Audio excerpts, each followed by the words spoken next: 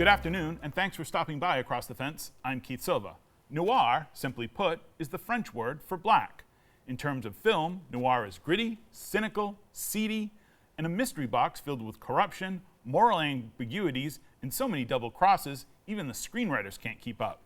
Stephen King, dubbed the King of Horror, or America's Storyteller, take your pick, has a bibliography, reputation, and bank account beyond compare of most modern writers.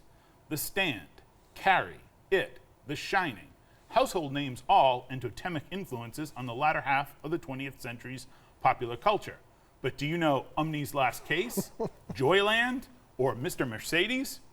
King Noir, the crime fiction of Stephen King, is the latest book by UVM professor and longtime guest of Across the Fence, Tony Magistrale. How did this book come about? Oh, I think this book has been happening for a long time. It just took a combination of things to bring it out. About 5 years ago or so, a former graduate student of mine, Michael Blouin, who now is a professor himself at Milligan University in Kentucky, he and I had a conversation about where we wanted to take some writing about King. And I think we just came up with this suggestion that no one's ever mentioned the importance of the detective genre in his fiction. And we started thinking about it, and then we started writing about it. And of course, when you start writing about something, it just kind of snowballs, you know. And what happens as you're writing, you're discovering new things. How quickly did the name Edgar Allan Poe enter that conversation when you were talking about detective fiction? Of course, the inventor of the detective novel. It was instantaneous. Okay. I mean, Poe often finds his way into almost everything that I think. This is true. And I think Michael's the same way. You know, we both feel strongly about Poe. So King's connection to the detective genre, not that far of a reach if you were writing about horror in any way. Yeah, I think that's right, and I think that, of course, Poe was, exceptional at being able to create not only the genre itself, but also the blending in a short story like The Murders in the Rue Morgue, the blending of horror and detection. Yeah, great point, and a perfect setup for my next question. What makes noir different from King's regular work, or does it? Yeah, I think it does. King's work is primarily optimistic. I think he's very fond of calling himself a sentimentalist. He likes happy endings. And I think a lot of his fiction the majority of his fiction does have happy endings. The good guys win. The good guys win. The evil's vanquished, at least for 28 years. Right. Then it comes back. Yeah. And noir, King Noir, the noir side of Stephen King, less optimistic, more focused on dystopic reality.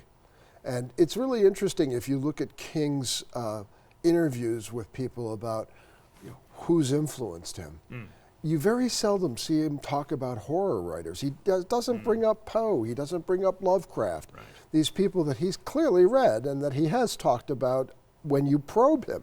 But if you ask him right away, who were your greatest influences, he always goes to the detective genre. In the pulp fiction genre. And the pulp fiction genre. It's Chandler, it's McBain, it's Ross McDonald. It's Ross McDonald, absolutely. These people keep coming back over and over again.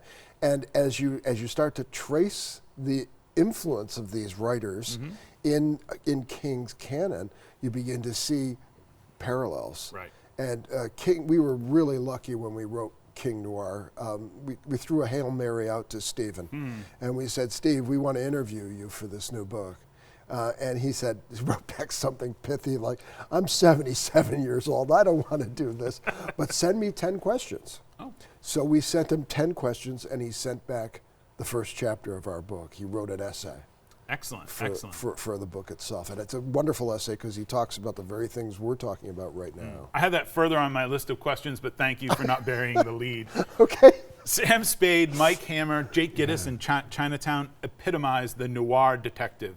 King's work, does his work follow suit? Are these all damaged men impeccably dressed? Often. And it's really interesting because there's a subgenre of King's fiction that he wrote under a pseudonym named Richard Bachman. And the Bachman books, and this is one of the arguments we make, it's one of the core arguments we make early on in King Noir, the Bachman books focus on characters who are suffering and who are lost, much like noir protagonists. So yeah, I mean, they keep coming up. You see it again in Mr. Mercedes. You see it again in a lot of the other texts like Joyland and Les Estandes. I think one of the things that's interesting about what you're talking about is the Bachman books are dismissed as minor works or not important or pulpy or whatever. And that's very much, as your career has been built on, defending that to the academy, if you will. So you're doing that again and saying, like, no, the Bachman books are really good, guys. Oh, the Bachman books are not only good, they're important because they're the other side of Stephen King. They're the side that's less optimistic. There's a side that's extremely critical of capitalism and of King's sense of where we're going as a society. They're young. He wrote them when he was young. He wrote them when he was in his, I think he started early enough in his teens with the Bachman books and went on to write 5 or 6 of them. And they're visions, they're dark visions. They're the visions that I think made King think about reality in a way that he doesn't when he became well-known and when he became wealthy. I wouldn't call Stephen King a capitalist, but he's certainly benefited, as have we all. But also in his books, consumerism is so important. There's always brand names and people searching out, they go to McDonald's, they don't go to a hamburger place. Right. And that's really important. And in these earlier works, you're saying he actually is not, that's not sort of what he was after in his early days. Well, it's always there. Right. I think one of the reasons why you see such evidence of popular culture like brand names is because King is trying to make you comfortable or trying to make you feel like you're in a world that you can recognize. And one of the things that's so interesting about the noir side of Stephen King is it very seldom focuses on the supernatural, which is what King is, of course, most well known for. Right. Instead, it focuses on the whole idea of a mystery and why mysteries are, how mysteries can be solved. Right. You went ahead, you said that King has the opening chapter of this book, that he wrote an essay. Yeah. You have another connection, which is the cover of this novel is something that you noticed that Stephen King also has. Talk a little bit about the cover and how your connection to that. Well, I was on the internet just kind of scrolling around. Celebrities, they're just like us. And I found this picture of this particular celebrity sitting under a painting by Edward Hopper. Right. The painting is apartment 13B, I think, and I thought it was a wonderful painting. And I because it's Stephen King, I wondered if he owned it. So I wrote to him and I said, Steve, I'm a big Hopper fan. Do you own that painting? And he wrote back, no, it was done professionally. I spent a lot of money to get this done, but I love Hopper. And I said, that's interesting. So when Michael and I were writing this book, we started talking about Hopper and King. Because if King loves Hopper, where does Hopper fit into this whole dynamic? And Hopper's dates is primarily 1930s through 40s and 50s.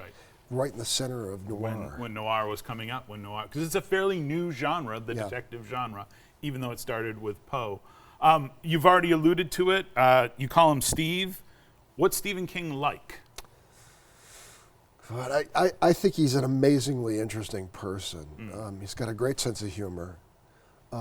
He notices everything. At one point when he was visiting Vermont, he and I were walking through a parking lot, and he kept looking inside cars. And I thought, oh God, please, Steve, don't break any windows, don't hoist this car. But he was actually just looking for things that captured his attention. I had a friend of mine many years ago when I was a Fulbright in Milan, and he would go out with me. He was in lighting. He was in interior design. Okay. And he would go out with me to to various places just to look at things like flea markets where he could find images. And I think something similar is going on with Steve. You said he came to Vermont. He came to your class. He taught a class at UVM. He gave a speech in the field house. What's a memory of yours from that time of King's visit? Do you have a favorite? Oh, or a good one to share with the audience? Yeah. We were walking back from dinner on a late March evening. It was cold. It was dreary. And we were alone, probably about midnight. Just you and Stephen King strolling down Church Street? Strolling down Main Street. Main Street. And we came to what is now, I think, the Hemp Company, which is where the Greyhound station used to be a long, long time ago. Sure, you're dating yourself. Oh, this is 25 years ago, right? So the front of the building was covered in large pieces of plywood. And in one of the pieces, there was a hole about the size of your head, located about where your head is. Yeah. And Steve stopped, and he looked at it, and he said, let me see if I can get this right. Hey, Tony, dare you to put your hand in there? And I said, well, okay, let's review. It's midnight.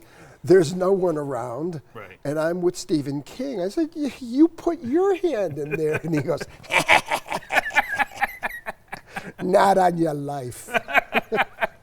That's a great story. I was telling you before we started taping that as I was writing the script, I was writing the latter half of his career, he's become more interested in detective fiction and noir, detectives and noir. Are we in are we on the back nine of Stephen King's career, or is there just another nine that we don't know about yet? You're not going to hear me say that. I mean, I think this guy can go on forever. I'm worried about his body.